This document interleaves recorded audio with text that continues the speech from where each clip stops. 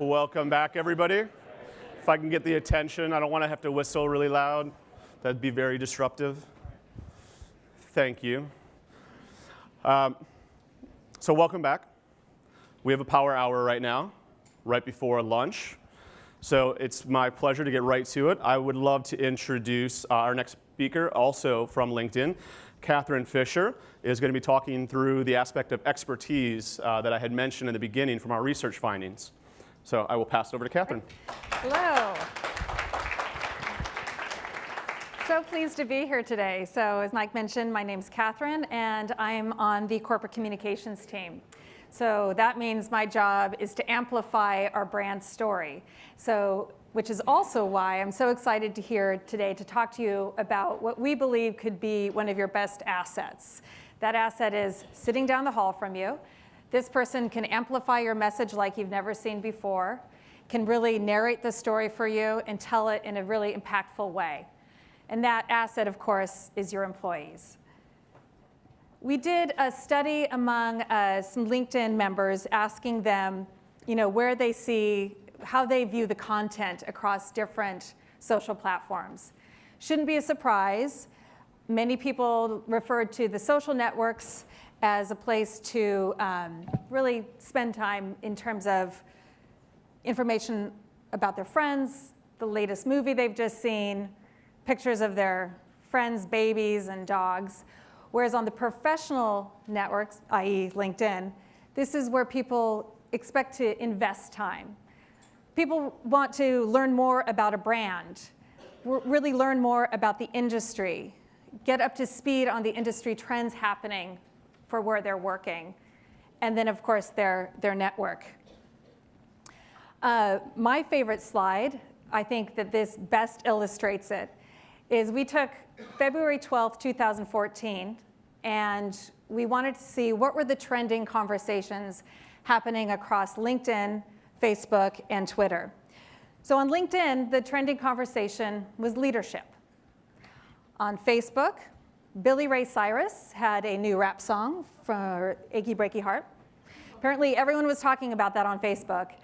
And on Twitter, the trending hashtag was If I Were White. This was supposed to be about Shaun White. It took a different turn. So this can show you that if people come to LinkedIn, they're expecting to learn more about corporate brands, not about Billy Ray Cyrus and his latest rap song. And so it's really a powerful tool to invest time in terms of educating your customer base about who you are. And before I begin, I wanted to spend a little bit of time about creating a great profile. I'm not going to give you the tips and tricks. However, I will be here later, so if you have specific questions, happy to answer those for you. But the reason why I bring this up is that your LinkedIn profile is not only your professional identity, but it's also an extension of your corporate brand. So think about it. If you see this profile, it's not very inspiring. You don't know that much about the person. You don't even know what they look like. You don't know what they're passionate about, what their company does, your industry trends, information. But if you take the time with your employees to have really killer profiles, think about the impression you could make. Look at the difference. This person, Kate, I want to know more about her. I want to know what her experience is, why I should be working with her, what I can learn from her. So really taking the time to build out that profile is incredibly powerful and important, especially as you become more active on LinkedIn, because people will be visiting your profile. And to prove a point, we took a look at a small company, less than 400 employees in this company, and their employee views 9,200 in 1 month. So imagine, this is a small company. Their employee base, those profiles are getting viewed that many times. So this is why it's critical to really put your best foot forward in terms of how you're representing your own professional brand, plus, of course, the brand that you're working for. A few months ago, we rolled out the ability for members to publish content on LinkedIn. You may be familiar with the influencer program. So this is an invite-only program where we've invited the world business leaders to produce content. So Bill Gates, Richard Branson, et cetera. And then we realized, our member base has tremendous experience as well to share. So we opened this up, and now members can write content. And this, I believe, is one of the silver bullets in terms of really amplifying your message. So you can write long-form content just as Bill Gates can. And there's simple ways to promote it and really put descriptions around what you want the story to be told. It can really humanize a brand. You can use it to do a product launch. You can do it for thought leadership program. You can do it to try to attract new talent. Whatever your goals are, tapping into your employees to write that content and then share it from your company page is incredibly powerful. And the good news is many of the companies that are represented here today are already doing it. Autodesk, Adobe, Juniper. I believe we have one person who might be in the audience who we're going to share. But really great content is being viewed. And look at this one, has 4,900 views. And this is one person. So imagine with those 4,900 views and all the people in his network who are sharing it and liking it and commenting on it, that goes out to those networks. So it really, literally has a network effect. Oftentimes the question I get is, how do you identify these thought leaders? So you've decided to take the plunge. You want to have your employee base start writing content to help share your story, to help build out that narrative. Well, how do you do it? Where do you get started? It's actually very simple. The first thing is I would take a look at your employee base to see who's out there already speaking. This is a surefire way to see who those experts are. If they're being invited to speak, they know what they're talking about. They're passionate about that content. They have the experience to share it. So looking for those subject matter experts. And then being active on social media. The reason why that's important is because once you write the content, sure, your corporate brand will have a big part in terms of sharing it, but you want them to be active as well so that they can share it with their network. Imagine if you write a post, you share it with your network on LinkedIn, and you have a huge following on Twitter. You tweet that out, and you direct people back to your post. It creates such volume of reading of your content that is tied specifically to your corporate brand. And then one of my favorites is the how you rank. I'm not sure if you're familiar with this, but you can see who's viewed your profile. But we've taken it a step further. You can actually see how you rank within your industry and your company. So I can go and look at my profile, and I can take a look at all people I'm connected with. So I'm connected with other communications people, and I can see in my industry who has more profile views. I can also see in my company who has more profile views than me. Of course, I'm highly competitive, and so I have contests going on with people. And the way you get more profile views is, of course, being more active. So this is a really great way to figure out who you should be targeting. The other question I always get is, OK, so you've decided you're going to find these people to write. And you're going to empower your employee base to do this. But how do you do it? How do you set up the confines to do this? So again, you want to be empowering. You want to be really concise about what those guidelines are for people. We have 5 guidelines for LinkedIn. It's really simple. And then it should be based on your values. So at LinkedIn, we're all about transparency. So when people are writing and sharing content, we want them to also be transparent. As long as they're in with the confines of what we've set out, with the guidelines that we've set, you're good to go. And then also just being comfortable that this is going to always be evolving. With social media, the rules change all the time, and you have to be comfortable with that and make it easy for people to understand what the rules are. Speaking of making it easy, one of the easiest ways to get your employees started is if they might not want to start writing right away. Understand. But how easy is it just to hit the like button, to comment on something or to share something that you've seen on LinkedIn. This is one of my favorite examples. Our CEO, Jeff Weiner, was named the best CEO. He was on CBS this morning. It was an amazing interview. I'm in corporate communications. I thought it was just to die for. And what was really exciting is that our company, LinkedIn corporate page, shared that story, and then all of the employees started interacting with this post. So as you can see, you have employees who are commenting on the interview, who are liking it. That's going out to their networks.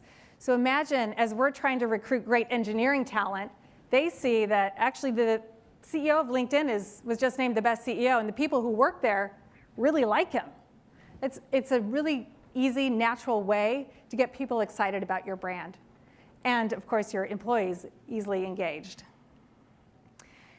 I know that I'm in a room full of people who love statistics and numbers and proof that this works. We worked with a handful of companies in terms of getting started with using our platform to write content and share that. And I just want to walk you through some of the results that we've seen to prove that I'm not just making this up. So Fisher & Phillips, we worked with them. They're a law firm. And their goal was to raise awareness. They have a niche category, but they really wanted to be known in their industry.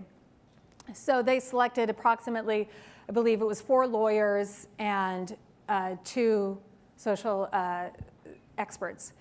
And they drafted content over a period of 6 to 8 weeks. And as a result, they drove client engagement.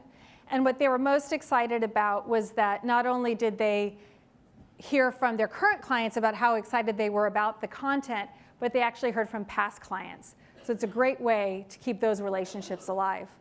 They saw 9x increase in total engagement on their content on LinkedIn. And the most important thing also was that they became the #1 spot in terms of most relevant voice on LinkedIn. Another case in point was Applico. They were a small platform consulting company, and they compete with really big names, Deloitte Digital. And they really wanted to raise awareness of their brand, and they went through a recent repositioning. So they wanted to educate people on what they were about. So just like the law firm, they selected just a handful of leaders from their company to draft content, shared that out over 8 weeks. And as you can see, they saw a 29x increase in total engagement. They added 260 new followers, and they became the #1 most relevant voice in their industry on LinkedIn. And this is a small company. Symantec took it a step further. They did the same thing, 8-week period of time, selected handpicked people to write, and then they chose to sponsor the content. So their goal was to become the world's authority on information protection and security. And what they did is they wanted to specifically target those decision makers in IT. So they did a sponsored update. They targeted those decision makers. And as you can see, they generated more than 1 million impressions. They saw a 73% increase in total engagement, and just like the other two, became #1 in terms of the most relevant voice. So I said it was easy. That was pretty easy. That was pretty quick. But as you can see, I think that these examples really illustrate that you can see great results over a short period of time. This was 8 weeks, not a huge amount of work. They worked with less than 10 executives to draft content 2 to 3 times and saw a tremendous increase in terms of engagement and brand awareness. And if you set up those simple steps that I talked you through, it's a really easy thing to get off the ground with your company. And that's the end of my story. I hope it was as simple as I said it was, and I'm here to take questions. Thanks.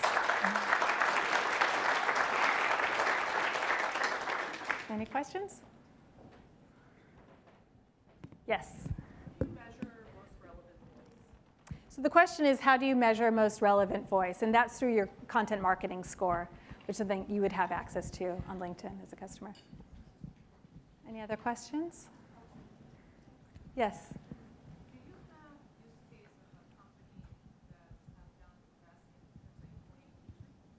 The question is, do we have case studies for the best companies in terms of employee engagement? I don't off the top of my head. This is something that we're out talking to companies about. So these are the best case studies we have that we worked side by side with these companies to really learn from them. But this is something we're continuing to do. And of course, we do it at LinkedIn as well.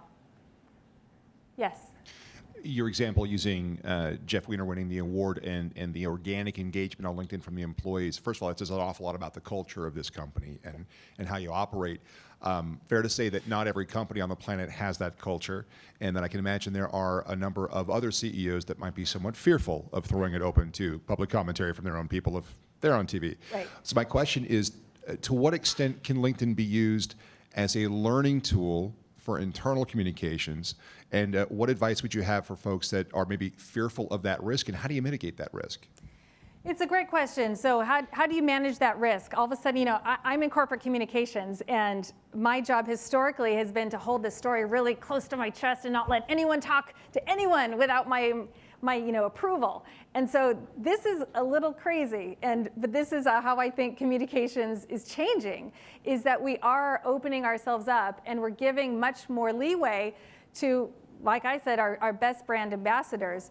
I think that by being very clear in terms of what those rules are for sharing, I think that's the most important thing, is people get nervous about what can or can I not say. And if you hadn't made it clear, they're not going to do anything. And of course, it's leading by example. The other thing I'll say is that when you're on LinkedIn, that's your professional identity. People are very careful about their professional identity, and it's not going to do you very well if you start making snarky remarks about the company you work for.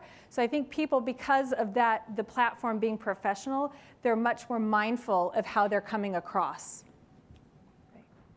Yeah.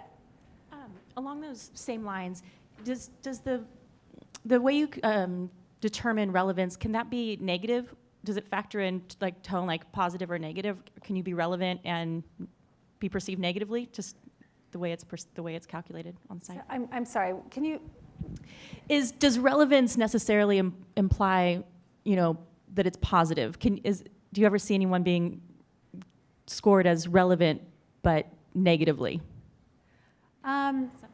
I don't know how to answer that question, to be quite honest with you. I would say kind of similar to in terms of how employees act. I mean, the conversation, on these social platforms, you have to expect some negativity, and that's okay. It's about engagement in terms of maybe they don't agree with your opinion, but it doesn't mean that that's okay. Like I kind of similar to how you have to open up your employees to be trusting that your employees are going to represent your brand. You also have to be aware that some people might not agree with your opinion, which is frankly fine as long as if your point is getting across, it's opening up that conversation. Does that answer your question? I hope I got your question correct. Okay.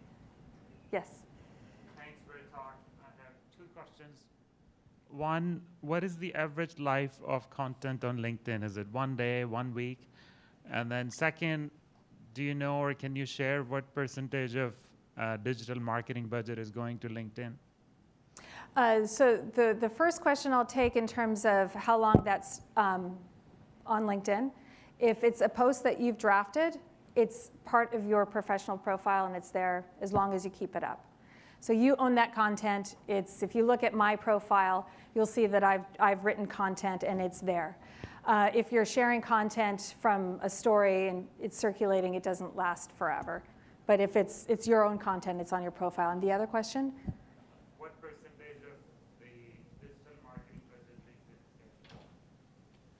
gets? Are you talking about the case studies? Yeah, but for a typical company, let's say they're spending $10 million I see. on digital. What percentage of that is going to LinkedIn? And then to clarify the first one, so I know it remains on my profile, but when do people stop looking at it? Like when do the people decline will occurs? stop looking at it when you stop promoting it. That's why I encourage people to continue the conversation. If you're going to do another post, link back to the first post. Continue to share it in your social networks.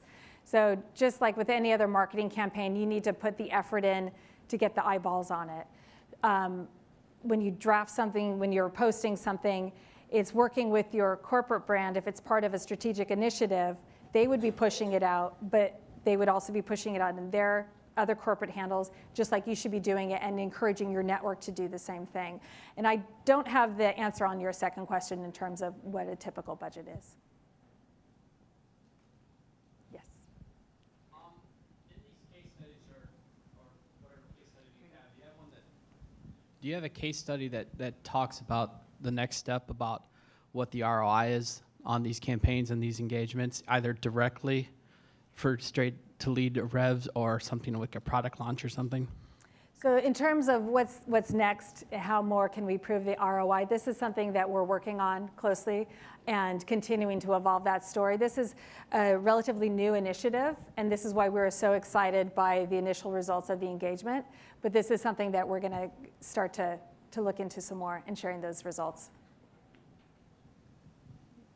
Have you seen any global best practices, like multiple nations, where you're doing a product launch across multiple countries or something like that?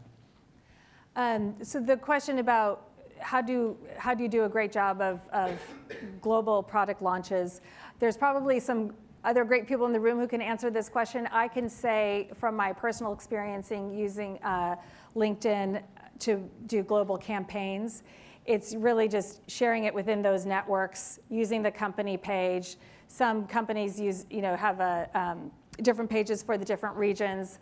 I think companies that do it extremely well, one of the best examples I have is IBM. I think they really use the platform well, but I'll let the other people in the room answer that more holistically. Any other questions?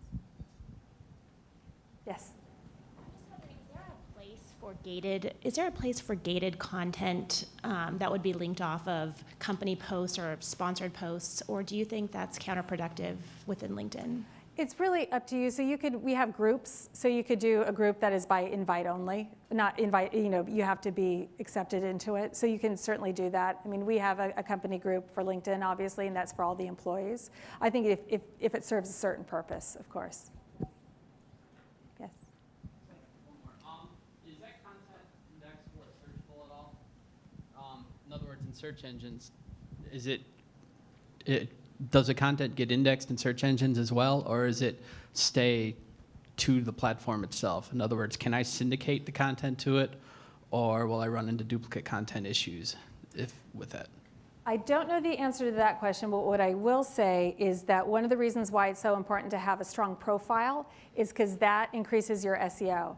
And so if people are searching you and you've got a strong profile and that content is tied to your profile, it'll go up in the search results.